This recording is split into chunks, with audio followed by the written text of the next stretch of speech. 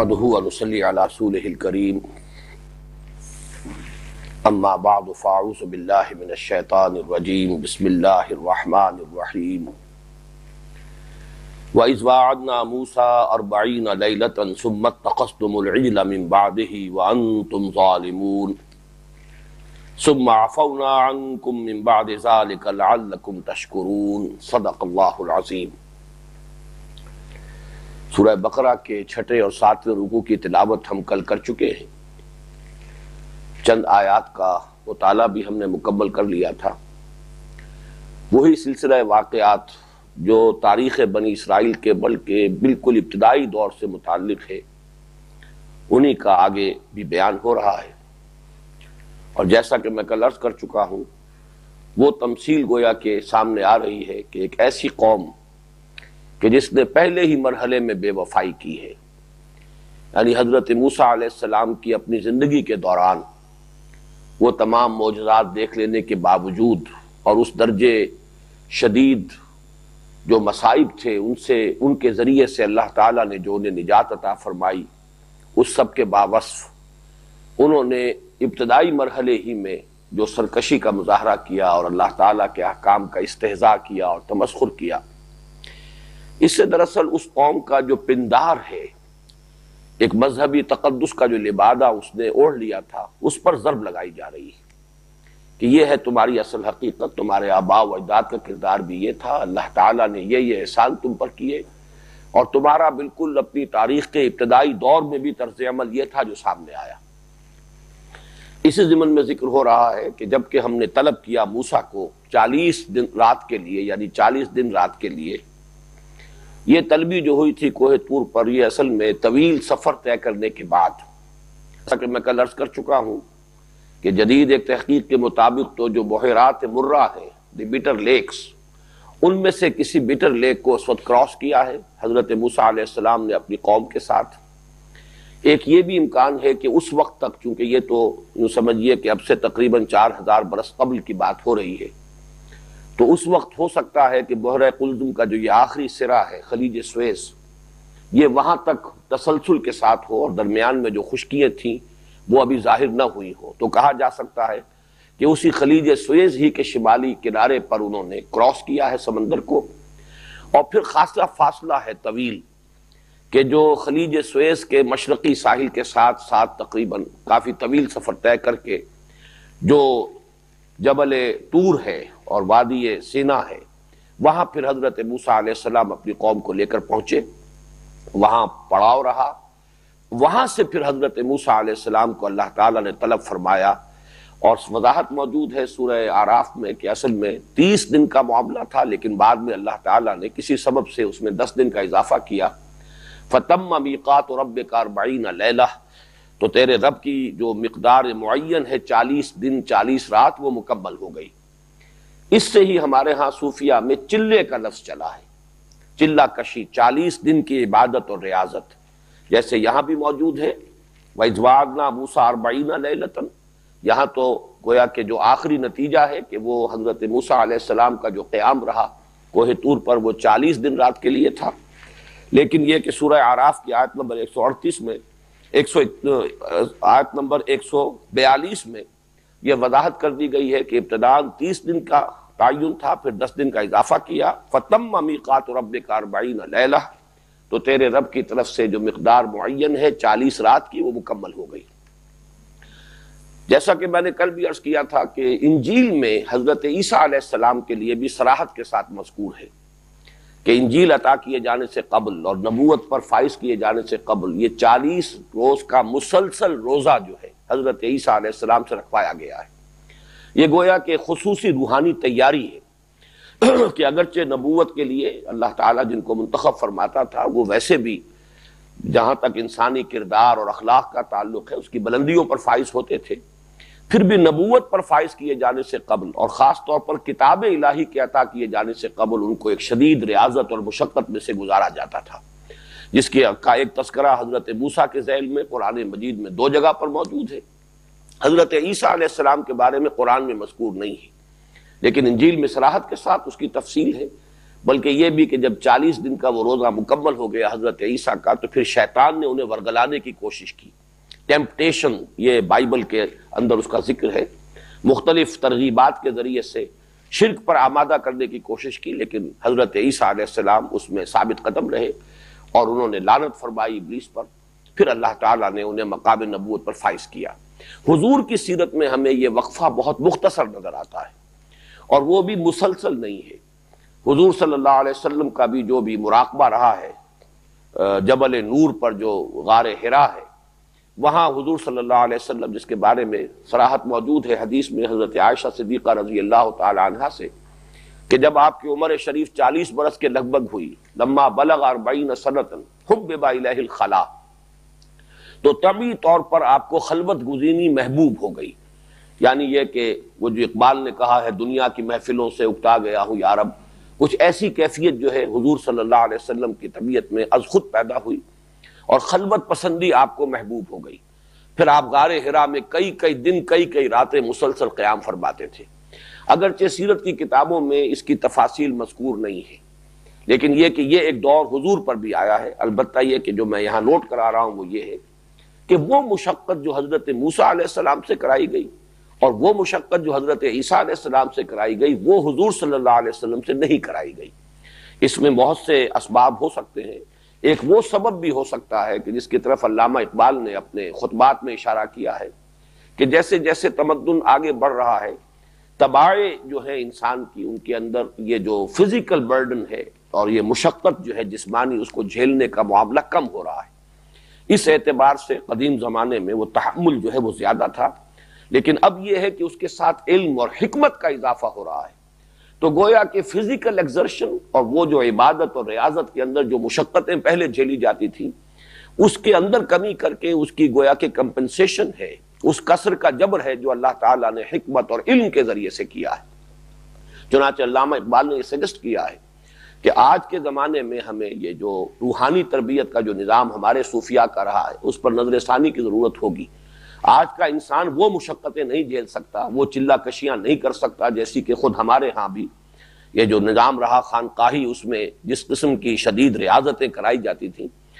آج ہمیں اس کا کوئی بدل تجویز کرنا ہوگا. اور میں جس بات کی طرف اشارہ کر رہا ہوں وہ یہ ہے کہ علم اور حکمت کا کے اندر جس قدر وسعت اور گہرائی ہوگی، اسی مناسبت سے یہ جسمانی مشقت اور ریاضت جو ہے اس کے اندر کمی ہو سکتی ہے. تو سیرت النبی کے تقابل سے میں نے صرف اس نقطے کو چاہا کہ آپ کے سامنے بیان کر دوں. یہاں پر جو بات ہو رہی ہے وہ فرد جرم کے ضمن میں، وہ اصل میں اس قوم کا وہ جرم کہ حضرت موسیٰ علیہ السلام جب غیر حاضر رہے، اس عرصے میں سامری نے انہیں ورغلایا، اور کچھ زیورات تھے قوم کے جن کو یہ لے کر ساتھ آئے تھے، ان کو پگھلا کر اس سے ایک بچڑا بنایا. سورہ طٰہٰ میں اس کی پوری تفصیل موجود ہے، کچھ وضاحت سورہ اعراف میں بھی ہے. یہاں صرف اشارے کیے جا رہے ہیں. یہ چونکہ واقعات سارے تفصیلاً پہلے بیان ہو چکے، اور پہلے سے مراد یہ ہے کہ مکی صورتوں میں، اگرچہ ترتیب مصحف میں تو پہلی صورت یہ ہے جو ہم پڑھ رہے ہیں، لیکن ظاہر بات ہے کہ یہ تو قرآن میں نازل ہو رہی ہیں آیات ہجرت کے بعد، جبکہ 13 برس تو مکی دور کے گزر چکے ہیں. اس زمانے میں یہ تمام جو مکی قرآن ہے نازل ہو چکا، جو 2/3 قرآن کے حجم کے برابر ہے، اور ان میں یہ سارے واقعات تفصیل سے آ چکے ہیں. یہ بھی میں عرض کر چکا ہوں کہ یہ تو خیر بعد کی بات ہے، جبکہ جا کر کوہ طور کے دامن میں پڑاؤ ڈالا ہے. قرآن مجید میں تو سورہ اعراف میں یہ بھی مذکور ہے کہ جیسے ہی یہ سمندر کو کراس کر کے سینائی پیننسولا میں داخل ہوئے، وہاں انہوں نے کچھ بستیاں دیکھی، اور وہاں بت پرستی ہو رہی تھی. لوگوں نے کچھ اپنے اصنام جو ہیں گھڑے ہوئے تھے جن کا اعتکاف کرتے تھے. اعتکاف کہتے ہیں مراقبے کو، توجہ کا ارتکاز. خوگرے پے کرے محسوس تھی انسان کی نظر، مانتا پھر کوئی اندیکھے خدا کو کیوں کر. یہی ہے کہ جو فلسفہ بیان کیا ہے بت پرستی کا ڈاکٹر رادھا کرشنن نے، جو اس دور کے بہت بڑے فلسفی تھے، ہندوستان کے صدر بھی رہے ہیں. انہوں نے بڑی ضخیم 2 جلدوں میں انڈین فلسفی کی تاریخ مرتب کی ہے. تو انہوں نے بھی یہی فلسفہ بیان کیا ہے کہ بتوں کو کوئی بھی نہیں سمجھتا کہ یہ معبود ہے، یا یہ بت جو ہے یہ کوئی ان کے اندر الوہیت ہے، بلکہ یہ سمبلز ہے. یہ صرف ارتکاز توجہ کے لیے،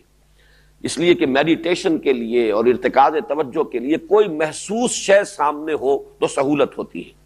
ورنہ بالکل اندیکھی ایک حقیقت جو ہے اس کے ساتھ ایک مراقبہ اور لو کا لگانا اور قلبی اور ذہنی رشتہ استوار کرنا یہ مشکل ہے. بہرحال یہ خو گرے پے کرے محسوس تھی انسان کی نظر تو انہوں نے بھی کہا، چنانچہ الفاظ ہیں کہ قالوا یا موسیٰ اجعل لنا الہا کما لہم آلہہ،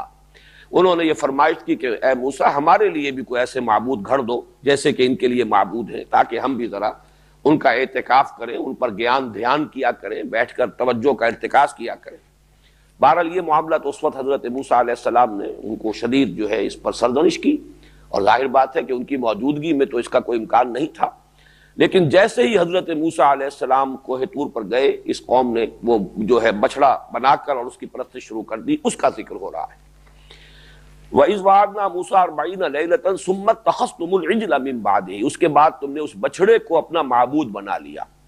اتخذتم العجل معبودا، یہاں پہ گویا کہ معبود کا لفظ محذوف مانا جائے گا، تم نے پکڑ لیا، تم نے اختیار کر لیا بچڑے کو معبود کی حیثیت سے، اس کے بعد وانتم ظالمون، اور تم بہت ظلم کرنے والے تھے، تم نے بہت ناانصافی کا معاملہ کیا، اللہ کے احسانات کی بڑی ناقدری کی۔ ثم عفونا عنکم من بعد ذلک لعلکم تشکرون، پھر ہم نے تمہیں معاف کیا اور تمہاری خطا سے درگزر فرمایا اس کے بعد بھی، تاکہ تم شکر کرو کہ ہمارا احسان مانو کہ ہم نے اتنے بڑے جرم پر بھی تمہاری اجتماعی توبہ کو قبول کیا۔ وہ اجتماعی توبہ کیا ہے وہ ایک آیت کے بعد آ رہی ہے کہ اجتماعی توبہ صرف زبانی کلامی نہیں تھی، بلکہ جس کو کہا جائے پرج، بڑے پیمانے پر تطہیر جو ہے قوم کی ہوئی ہے، اس کا تذکرہ بعد میں آئے گا۔ لیکن یہ کہ یہ جو 40 دن کے لیے حضرت موسیٰ علیہ السلام کو کوہ طور پر طلب فرمایا تھا وہ کس لیے، اب اگلی آیت میں اس کا تذکرہ ہو رہا ہے۔ وَإِذْ آتَيْنَا مُوسَى الْكِتَابَ وَالْفُرْقَانَ لَعَلَّكُمْ تَهْتَدُونَ، اور یاد کرو ہمارے اس احسان کو کہ ہم نے عطا فرمائی موسیٰ کو کتاب اور فرقان، تاکہ تم ہدایت پاؤ، سیدھے راستے پر چلو، تم سرکشی سے بچو، افراط و تفریط کے دھکوں سے بچو، جو صراط مستقیم ہے، سواء سبیل ہے، اس کو اختیار کرو۔ یہاں کتاب اور فرقان جو کہا ہے، وَإِذْ آتَيْنَا مُوسَى الْكِتَابَ وَالْفُرْقَانَ، اور یاد کرو جب کہ ہم نے عطا کی موسیٰ کو کتاب اور فرقان، تو اس میں مفسرین کی مختلف آراء ہیں۔ واو جو ہے وہ بہت سے حضرات کے علم میں ہوگا کہ واو تفسیری بھی ہوتا ہے اور واو عطف بھی ہوتا ہے۔ واو عطف ہوگا تو دو چیزیں جدا ہوں گی، ایک دوسرے سے مختلف ہوں گی۔ واو تفسیری ہے تو پہلی چیز ہی کی وضاحت دوسرے لفظ سے ہو رہی ہے، تو دونوں رائے موجود ہیں کہ ایک ہی شے کو کتاب اور فرقان قرار دیا گیا۔ کتاب اس معنی میں کہ وہ لکھی ہوئی تختیوں کے اوپر، وہ پتھر کی تختیوں پر لکھی ہوئی شے تھی جو انہیں دی گئی، تو وہ ایک مکتوب تھی، لکھی ہوئی شے تھی، کتاب تھی۔ فرقان اس اعتبار سے کہ اس نے حق و باطل کو جدا کر دیا، اس کے اندر ہدایت واضح ہو گئی، گمراہی جیسے کہ اسی سورہ مبارکہ میں آئے گا قد تبین الرشد من الغی،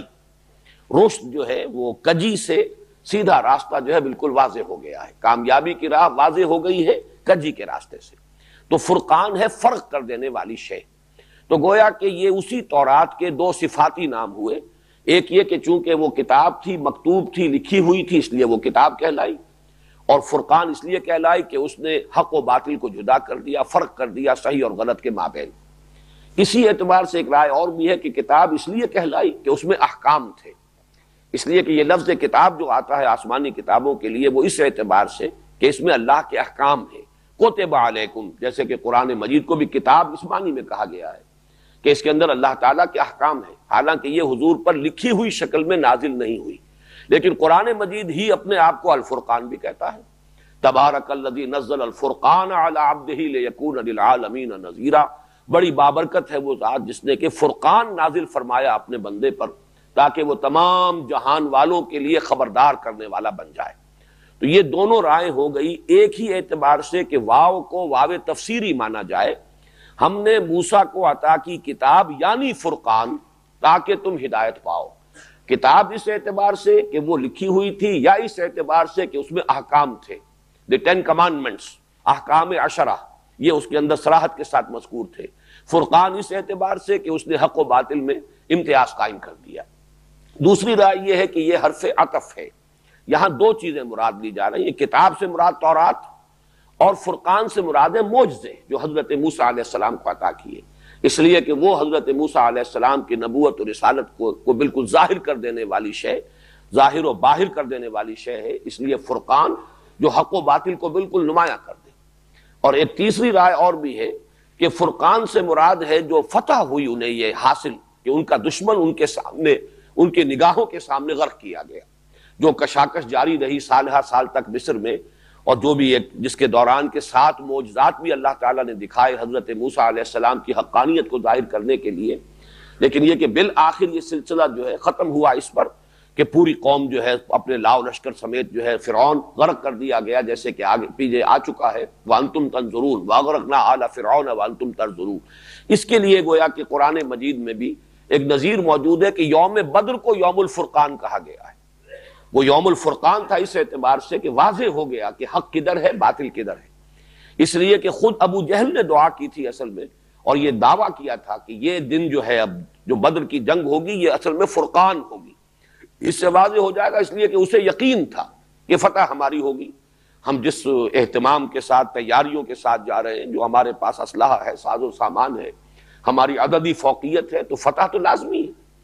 جیسے 6 ستمبر 1965 کو بھارت یہ سمجھتا تھا کہ لاہور کو فتح کر لینا تو یقینی ہے،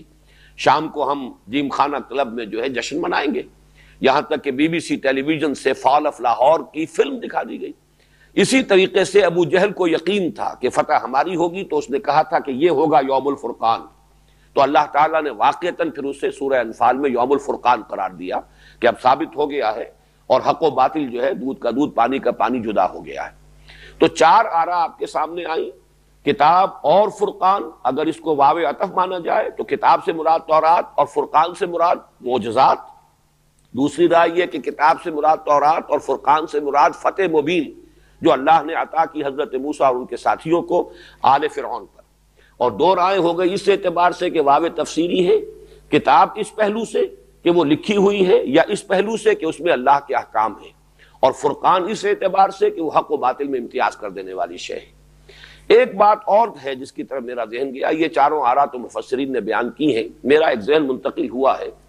قرآن مجید میں حضرت موسیٰ علیہ السلام کے لیے کتاب کا ذکر بھی ہے، تورات اس کا نام، پھر صحف ابراہیم و موسیٰ صحیفے بھی ہیں۔ اس اعتبار سے محسوس ہوتا ہے کہ ایک تو وہ تورات تھی، تورات اسی کو کہا جاتا ہے کہ جو حضرت موسیٰ علیہ السلام کو لکھی ہوئی شکل میں، وہ جو پتھروں کی تختیوں کے اوپر الواح موجود ہے، یہ سورہ اعراف میں تفسیر ہے، وہ الواح جو تھی وہ تورات تھی۔ اور جو صحیفے ہیں، جو یہ 5 بکس ہیں، جو اولڈ ٹیسٹمنٹ کی ابتدائی 5 کتابیں ہیں، یہ صحیفے ہیں، اور ان میں جو ہے تفصیلی مباحث موجود ہیں۔ تو اس اعتبار سے ہو سکتا ہے کہ وہ کتاب ہو اور ان 5 کتابوں کو صحف ابراہیم، صحف موسیٰ جنہیں قرار دیا گیا ہے، انہیں فرقان قرار دیا گیا ہو، واللہ عالم۔ لیکن یہ کہ ہم نے اس لیے دیا یہ کتاب اور فرقان موسیٰ کو لعلکم تہتدون، تاکہ تم ہدایت پاؤ۔ وَإِذْ قَالَ مُوسَىٰ لِقَوْمِهِ، اب یہ اس سلسلہ مضمون کو جوڑ لیجئے جو پچھلی آیت میں تھا کہ انہوں نے جو شرک کیا اور گوسالہ پرستی کا گھناؤنا جرم جو ہے انہوں نے اختیار کیا، اس کی سزا کے پاداش میں، اس کے جرم کی پاداش میں ان کے اوپر ایک اللہ تعالیٰ کا ایک حکم جو ہے وہ نافذ ہوا۔ وَإِذْ قَالَ مُوسَىٰ لِقَوْمِهِ يَا قَوْمِ إِنَّكُمْ ظَلَمْتُمْ أَنفُسَكُمْ بِاتِّخَاذِكُمُ الْعِجْلَ، اور یاد کرو جب کہ کہا تھا موسیٰ نے اپنی قوم سے کہ اے میری قوم کے لوگوں، تم نے اپنی جانوں پر بڑا ظلم کیا ہے، بڑا ظلم ڈھایا ہے اپنے آپ پر، اس بچڑے کو معبود بنا کر، بِاتِّخَاذِكُمُ الْعِجْلَ معبوداً، اس بچڑے کو کی پرستش کر کے اسے اپنا معبود بنا کر تم نے اپنے اوپر بہت بڑا ظلم کیا ہے۔ فَتُوبُوا إِلَىٰ بَارِئِكُمْ، تو اب توبہ کرو اپنے خالق اور اپنے پیدا کرنے والے کی جناب میں۔ یہ باری کا لفظ وہی ہے جو ہمارے ہاں پہ باری تعالی، اللہ تعالیٰ کے لیے یہ لفظ آتا ہے، اور یہ لفظ آیا ہے سورہ حشر میں، هو اللہ الخالق البارئ المصور۔ اللہ تعالیٰ کے لیے 3 اسماء جو ہیں جڑ کر آئے ہیں، وہی اللہ ہے کہ جو خالق بھی ہے، باری بھی ہے، مصور بھی ہے۔ تو یہ خلق اور برا یہ بالکل ایک دوسرے کے قریب کے الفاظ ہیں، لیکن ان دونوں میں جو باریک سا فرق ہے وہ یہ ہے کہ خلق کا تصور جو ہے وہ یہ ہے کہ کسی بھی خالق کے ذہن میں کوئی نقشہ جب تیار ہو جاتا ہے کہ کیا چیز اسے بنانی ہے، جیسے کوئی آرکیٹیکٹ ہے، اس کے ذہن میں پہلے ایک نقشہ بن جاتا ہے، پھر وہ نقشہ کاغذ پر آتا ہے، اس کے وجود سے باہر آیا، حالانکہ ذہنی نقشہ اس کے وجود کے اندر بنا ہے، وہ پورا ایک تصور جو ہے اس کے ذہن کے اندر وجود میں آ چکا ہے، لیکن اب وہ اس کے وجود سے باہر نکل کر ظاہر ہوا ہے۔ ایسے ہی کوئی شخص ہے، کوئی مقالہ لکھنا چاہتا ہے، کوئی اشعار ہے، یہ بھی چونکہ ایک تخلیق ہے انسان کی، تو یہ تخلیق جو ہے پہلے ذہن کے اندر وجود میں آتی ہے، یہ تخلیق ذہنی ہے، اور پھر اس کے بعد اس کا جب وجود خارجی ہوتا ہے، یہ ہے اس کا برا ظاہر ہو جانا، نمایاں ہو جانا، نمودار ہو جانا۔ تو خالق اور الباری یہ دونوں الفاظ جو ہیں ایک دوسرے سے بہت قریب ہیں، اور تھوڑا سا باریک فرق ہے یہ کہ پہلے ایک ڈیزائن تیار ہوا ہے اور پھر اب اس کے مطابق جو ہے کسی شے کا بالفعل خارج میں وجود ہو گیا ہے۔ تو یہاں پہ باری تعالیٰ اللہ تعالیٰ کے جناب میں تم توبہ کرو، فَاقْتُلُوا أَنفُسَكُمْ، تو قتل کرو اپنے آپ کو، ذَلِكُمْ خَيْرٌ لَكُمْ عِنْدَ بَارِئِكُمْ، یہ پھر وہی لفظ آیا، یہی بہتر ہے تمہارے لیے تمہارے خالق اور تمہارے پروردگار اور پیدا کرنے والے کے نزدیک، فَتَابَ عَلَيْكُمْ، تو اس نے تمہاری توبہ قبول کی، اب وہ تمہاری توبہ قبول فرمائے گا، انہو هو التواب الرحیم، یقیناً وہ بہت توبہ کا قبول فرمانے والا، بہت رحم فرمانے والا ہے۔ اس آیت میں جو اصل ہے، جو جس پر کہ گفتگو کی ضرورت ہے، وہ ہے فَاقْتُلُوا أَنفُسَكُمْ، قتل کرو اپنے آپ کو۔ اس کی ایک ملحدانہ قسم کی تعویل جو اس دور میں ہوتی ہے، اس لیے کہ شریعت کے بعد احکام جو ہے وہ جدید ذہن کے جو اس کا ایک سانچہ ہے اس کے اندر اترتے نہیں ہیں، حلق سے نیچے نہیں اترتے، تو قتل مرتد کی سزا جو ہے وہ بھی اسلام کی تعلیم جو ہے، فقہی اور قانونی جو نظام ہے، اس کا ایک ایسا جز ہے کہ جس کے بارے میں جدید ذہن جو ہے بہت مذبذب ہے، اور وہ اس کو تسلیم کرنے کے لیے، قبول کرنے کے لیے بالعموم تیار نہیں ہے کہ اتنی بڑی سزا مرتد کا قتل، اور در حقیقت وہ مرتد کا قتل ہے کہ جو اس آیت کریمہ سے ثابت ہو رہا ہے، اور تورات میں اس کی پوری وضاحت موجود ہے۔ یہاں پہ انفسکم کے لفظ سے کچھ لوگوں نے اپنے لیے راستہ نکالا، فَاقْتُلُوا أَنفُسَكُمْ، تو قتل کرو اپنے آپ کو، یعنی نفس کشی کرو، تزکیہ نفس کرو، نفس کشی، اپنے نفسوں کو مارو۔ تم نے یہ جو جرم جو کیا ہے، یہ تمہارے نفسوں نے تمہیں بہت غلط جو ہے راہ سجھائی ہے، یہ تمہارے شرور نفس ہے، اب اس کا علاج کیا ہوگا؟ نفس کشی، نفس کو مارنا، فَاقْتُلُوا أَنفُسَكُمْ۔ حالانکہ یہاں در حقیقت انفسکم کا لفظ آیا ہے اپنے بھائیوں کے لیے، جس کی نظیر ہے سورہ حجرات میں وَلَا تَلْمِزُوا أَنفُسَكُمْ وَلَا تَنَابَزُوا بِالْأَلْقَابِ، اپنے آپ کو عیب نہ لگاؤ۔ کوئی ظاہر بات ہے ایک شخص اپنے ساتھ عیب چینی نہیں کرتا، وہ عیب چینی کرتا ہے کسی اپنے بھائی کی۔ تو یہ در حقیقت اپیل کا انداز ہے کہ اپنے بھائیوں کو اگر تم عیب لگاؤ گے، تہمتیں تراشو گے، عیب چینی کرو گے، تو وہ تمہارے بھائی ہیں، تم ہی میں سے ہے، گویا کہ تم نے خود اپنے آپ کو عیب لگایا ہے، عیب چینی اپنے سے کر رہے ہو۔ یہ ہے انداز، بڑا بلیغ انداز ہے، فَاقْتُلُوا أَنفُسَكُمْ، تو قتل کرو اپنے آپ کو، اس سے مراد ہے اپنے بھائیوں کو۔ اور اس میں در حقیقت یہ صورت اختیار کی گئی کہ حضرت موسیٰ علیہ السلام نے حکم دیا کہ ہر قبیلے میں سے جن لوگوں نے اس جرم کا ارتکاب کیا ہے، اسی قبیلے کے لوگ اپنے ہاتھوں ان لوگوں کو قتل کریں اور ذبح کریں۔ اس لیے بھی اس اعتبار سے یہ بات اہم تھی کہ ظاہر بات ہے کہ وہ ایک قبائلی معاشرہ تھا، اور اس قبائلی معاشرے کے جو خاص روایات ہوتی ہیں اس میں اگر کسی ایک قبیلے کے لوگوں پر معمور کر دیا جاتا اس کام پر، تو ہو سکتا تھا کہ کوئی قبائلی عصبیت جو ہے اس کا کوئی رد عمل ظاہر ہوتا۔ تو طے یہ کیا گیا کہ ہر قبیلے کے جو موحدین ہیں، جو ثابت قدم رہے ہیں توحید پر، اور اس گناونے جرم کا ارتکاب انہوں نے نہیں کیا ہے، وہ اپنے قبیلے کے ان لوگوں کو اپنے ہاتھوں سے قتل کریں کہ جنہوں نے اس گناونے جرم کا ارتکاب کیا، گویا کہ مرتد ہو گئے۔ اس لیے کہ گوسالہ پرستی جو ہے، بچڑے کی پرستش، یہ تو وہ شرک جلی ہے کہ جس کے بعد کوئی امکان نہیں ہے کہ کسی طرح کا اشتباہ رہ جائے ان کے مرتد ہونے میں، ان کے کافر ہونے میں۔ تو یہ قتل مرتد کی سزا ہے، اور تورات میں اس کی پوری صراحت موجود ہے تفصیل کے ساتھ۔ کتاب الخروج، وہی جو ہے بک آف ایکسوڈس، اس میں باب 32 آیات 25 تا 30 میں اس کی پوری تفصیل موجود ہے، اور تعداد موجود ہے کہ 3000 اشخاص، 3000 مرد قتل ہوئے، کھیت رہے اس ایک دن۔ اس لیے کہ پھر حضرت موسیٰ علیہ السلام کے حکم سے وہ لوگ جو ہیں وہ پورے قبیلوں کے اندر گھوم گئے، اور اپنے اپنے قبیلے کے لوگوں کو انہوں نے چن چن کر قتل کیا جنہوں نے اس گھناونے جرم کا ارتکاب کیا تھا۔ یہی ہے در حقیقت اصل ہمارے ہاں قتل مرتد کی سزا کی۔ اور یہ بات اصولی طور پر سمجھ لیجئے کہ شریعت موسوی اور شریعت محمدی صلی اللہ علیہ وسلم ایک تسلسل ہے۔ جہاں تک تو اصل دین کا تعلق ہے، توحید کا تعلق ہے، اس میں تو تسلسل ہے ہی۔ وہ ایمان جس کو ہم کہتے ہیں، جو دین کی جڑ اور بنیاد ہے، وہ تو حضرت آدم سے لے کر دم تک، آج تک، اس میں کوئی فرق نہیں ہے، کوئی تفاوت نہیں ہے۔ وہی ایمان باللہ، وہی توحید، وہی ایمان بالمعاد، ایمان بالآخرہ، ایمان بالبعث بعد الموت، اسی طرح ایمان بالوحی، ایمان بالکتب، ایمان بالرسل، ایمان بالانبیاء، یہ تمام کے تمام جو بنیادی امور ہیں وہ ایک ہی ہیں۔ لیکن شریعتیں دو ہیں اصل میں بنیادی طور پر، شریعت موسوی اور شریعت محمدی صلی اللہ علیہ وسلم۔ اس میں جہاں جہاں فرق ہوا ہے وہ قرآن نے واضح کر دیا، جہاں وہی سابقہ شریعت ابھی چل رہی ہے اسی تسلسل کے بنا پر، اس کو قرآن مجید میں ذکر نہیں کیا گیا۔ لیکن حضور صلی اللہ علیہ وسلم نے اپنے عمل سے اس کا ثبوت فراہم کر دیا۔ میں یہ ساری صراحت اس لیے کر رہا ہوں کہ یہ بھی در حقیقت اسلام کے قانونی نظام کی بنیادوں کو سمجھنے کے لیے بہت اہم نکتہ ہے کہ اگر آپ کسی شے کو یہ چاہیں کہ لازماً قرآن میں اس کی اصل ملے، ضروری نہیں ہے، اس لیے کہ اگر جو شریعت موسوی تھی اس کے کسی جز کو حضرت محمد صلی اللہ علیہ وسلم نے برقرار رکھا ہے، تو چاہے قرآن میں وہ صراحت سے مذکور نہ ہو، حضور صلی اللہ علیہ وسلم کی سنت اور آپ کے عمل کی بنیاد پر وہ شریعت موسوی کا تسلسل جو ہے اسی طریقے سے شریعت محمدی میں برقرار رہے گا۔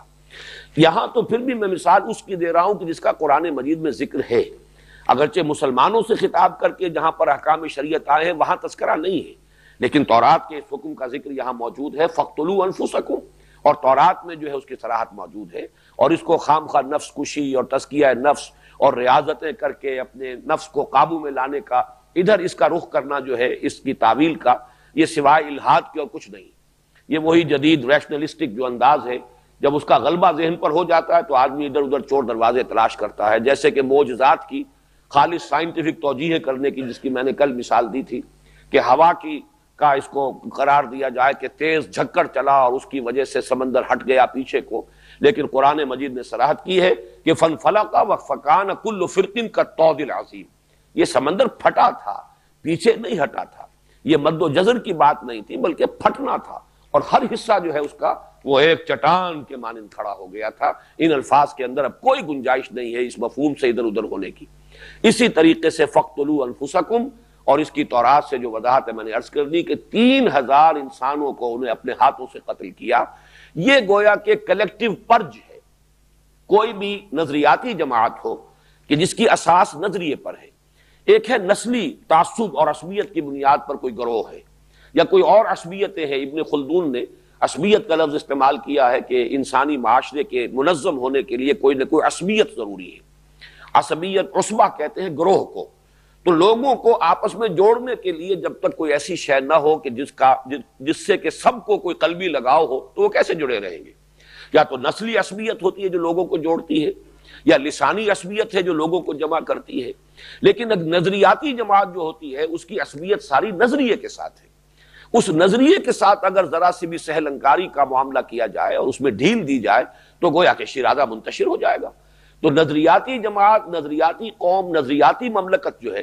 وہ اپنے تحفظ کے لیے اس کو ضرورت ہے کہ وہ اپنے نظریے کی پوری حفاظت کرے اور اس سے انحراف کو کسی صورت گوارا نہ کرے۔ چنانچہ تمام نظریاتی جماعتوں میں یہ پرجز ہوتے ہیں۔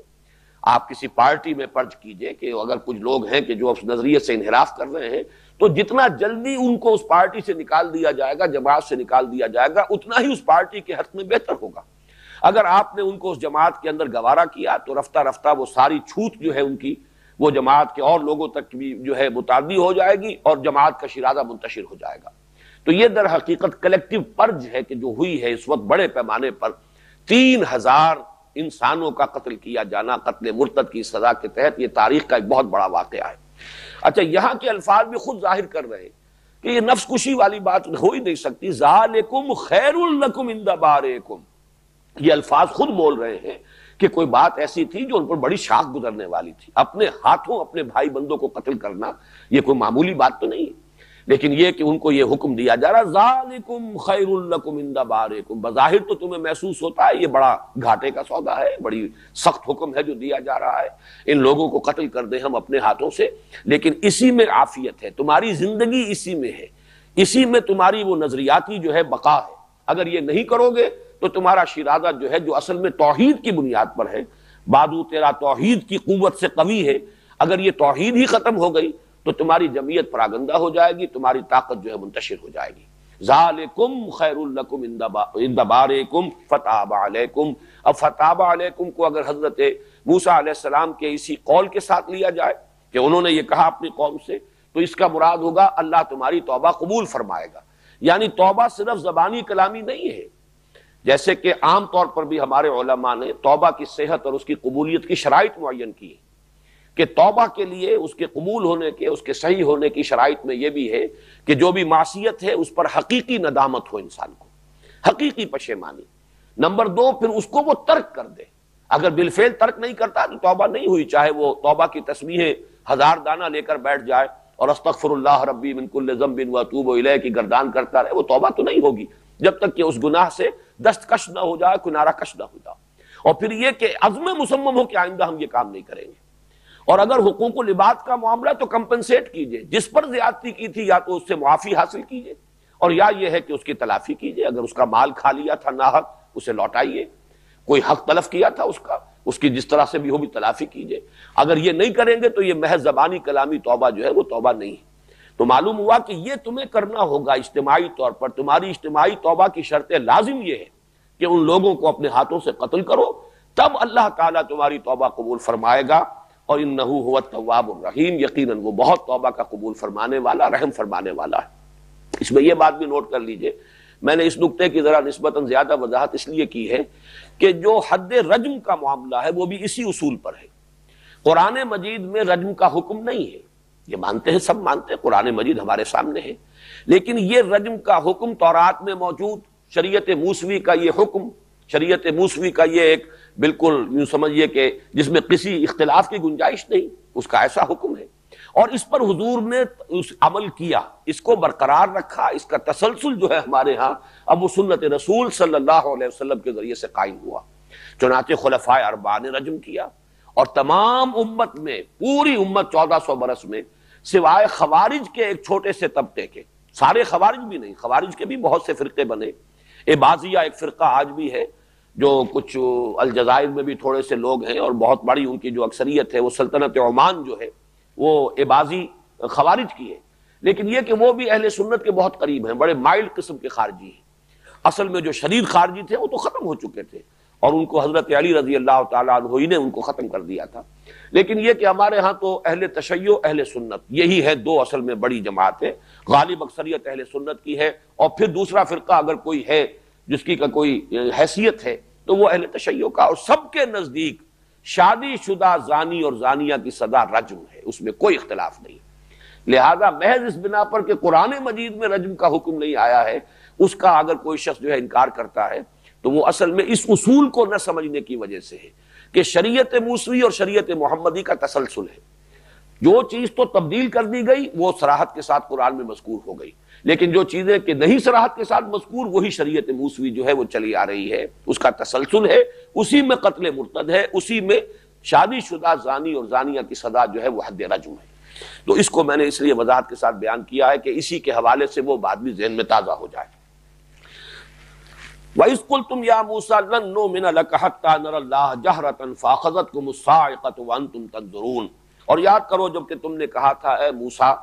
ہم تو تمہاری تصدیق نہیں کریں گے۔ یہاں نوٹ کر لیجئے، نومنا کے بعد لام آیا ہے، لن نومنا لکا۔ ایک جب آتا ہے ایمان کے بعد با کا حرف آتا ہے تو وہ ایمان، یقین کے معنی میں ہوتا ہے، اور جب ایمان کے بعد لفظ لام آتا ہے، حرف لام آتا ہے، حرف جار، تو وہ تصدیق، کسی بات کی سرسری تصدیق بھی، کسی بات کو تسلیم کر لینا، یہ جو ہے یہ لام اور با کے فرق میں کہ استعمال کا فرق ہے۔ تو ہم تمہاری بات نہیں مانیں گے حتیٰ نر اللہ جہرتن، یہاں تک کہ ہم خود دیکھ لیں اللہ کو عیانن، اپنی آنکھوں سے۔ فاخذتکم الصاعقۃ وانتم تنظرون، تو تمہیں آ پکڑا ایک کڑک نے تمہیں پکڑ لیا، اور تمہارے دیکھتے ہی دیکھتے یہ سب کچھ ہوا ہے، فوری طور پر ایک زلزلہ آیا ہے، رجفہ اسے کہا گیا ہے۔ یہ تقریباً تمام واقعات وہ ہیں کہ جن کا تذکرہ قدر تفصیل سے سورہ اعراف میں آ چکا ہے۔ جیسا کہ کل میں نے عرض کیا تھا، سورہ اعراف ہجرت سے متصلاً قبل کے زمانے میں نازل ہوئی، سورہ بقرہ ہجرت کے متصلاً بعد نازل ہو رہی ہے۔ تو یہاں بہت ہی مختصر جو ہے حوالے دیے جا رہے ہیں ان چیزوں کے جن کی تفصیل سورہ اعراف میں آ چکی ہے۔